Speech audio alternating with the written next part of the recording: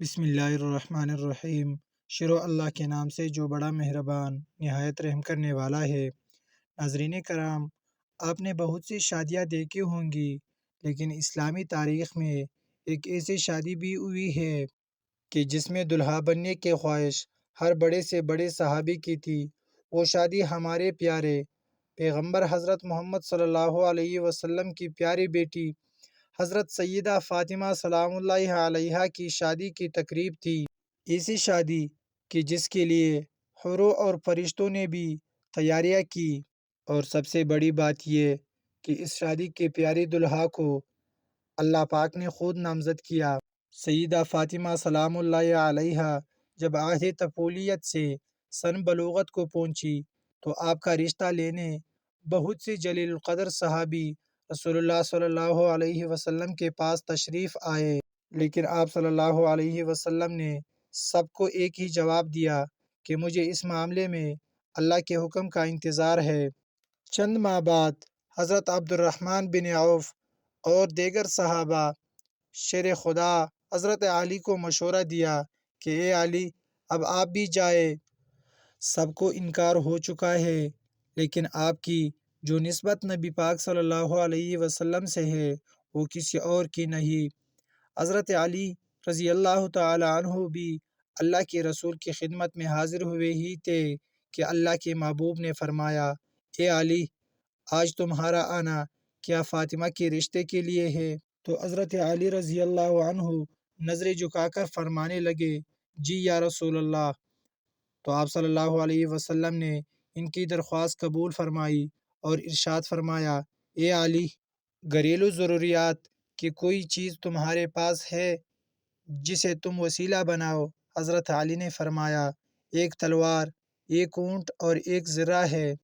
حضور صلی اللہ علیہ وسلم نے فرمایا، تلوار کی تمہیں ضرورت ہے، ہر وقت جہاد کے لیے تیار رہتے ہو، اور اونٹ تمہاری سواری کے لیے ضروری ہے۔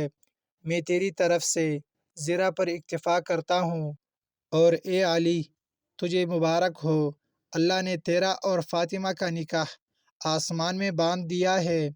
مجھے اللہ تعالیٰ کی طرف سے حکم ہوا ہے کہ میں ابھی تیرا اور فاطمہ کا نکاح پڑھا دوں۔ چنانچہ آپ صلی اللہ علیہ وسلم نے حضرت علی اور فاطمہ کا نکاح پڑھا دیا۔ آپ صلی اللہ علیہ وسلم نے ہجرت کے دوسرے سال پہلے ذی الحجہ کو سیدہ فاطمہ سلام اللہ علیہا کو حضرت علی رضی اللہ عنہ کے گھر رخصت کر دیا۔ اس طرح شادی اور نکاح کے درمیان تقریباً 10 مہینے کا فاصلہ تھا۔ شاید نکاح کا صیغہ جلدی پڑنے کی وجہ یہ تھی کہ دوسرے رشتہ مانگنے والے لوگوں کے لیے جواب واضح ہو جائے، اور رخصتی کی دیر کرنے کی وجہ یہ تھی کہ سیدہ فاطمہ سلام اللہ علیہا جسمانی لحاظ سے بہتر ہو جائے۔ خاتون جنت کا جہیز آقائے مدنی تاجدار رسول صلی اللہ علیہ وسلم نے جو دیا، اس کی فہرست درج ذیل ہے۔